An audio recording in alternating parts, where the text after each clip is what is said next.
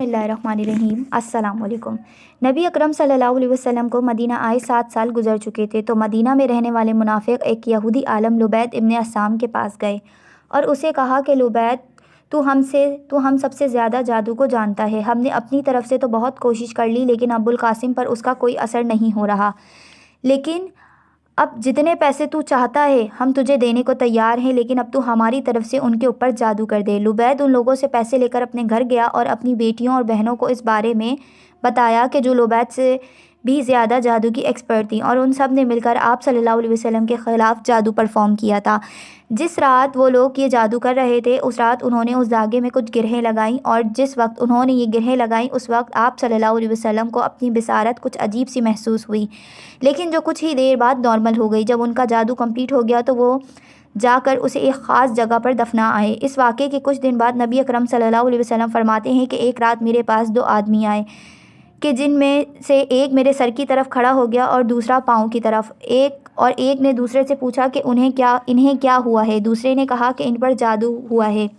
پہلے نے پوچھا کہ جادو کس چیز پر کیا گیا ہے؟ تو دوسرے نے جواب دیا کہ ان کے کندھے اور بالوں میں اور اس میں لگے کچھ بالوں پر، کاتان یعنی ایک باریک اور ٹرانسپیرنٹ کپڑے میں اور کھجور کے خشک خوشے میں۔ پہلے نے پوچھا کہ یہ جادو کیا کس نے ہے؟ تو دوسرے نے جواب دیا کہ لبید ابن عصام اور اس کی بہن اور بیٹیوں نے۔ پہلے نے پوچھا کہ اس وقت یہ جادو کہاں ہے؟ دوسرے نے جواب دیا کہ زاروان کے کنویں میں پانی کے اندر ایک سخت اور وزنی چیز کے نیچے رکھا ہوا ہے۔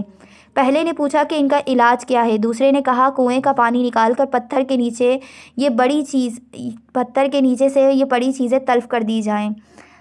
اور یہ تمام گفتگو سن لینے کے بعد اگلی صبح نبی اکرم صلی اللہ علیہ وسلم کچھ صحابہ کو لے کر زاروان کے کنویں پر گئے اور دیکھا کہ وہ ایک عجیب سا ویران سا کنواں ہے کہ جس کے نزدیک ایک درخت لگا ہوا ہے، اور آپ صلی اللہ علیہ وسلم فرماتے ہیں کہ جادو کی سختی کی وجہ سے کنویں کا پانی لال سرخ ہو چکا تھا کہ جیسے کسی نے اس میں مہندی نچوڑ دی ہو، اور کنویں کے قریب وہ درخت جس کی جڑیں اس پانی تک جا رہی تھی، اس جادو کی وجہ سے وہ سوکھ کر ایسا موڑ توڑ چکا تھا جیسے شیاطین کے سر ہوتے ہیں۔ حضرت علی ابن ابی طالب کنویں کے اندر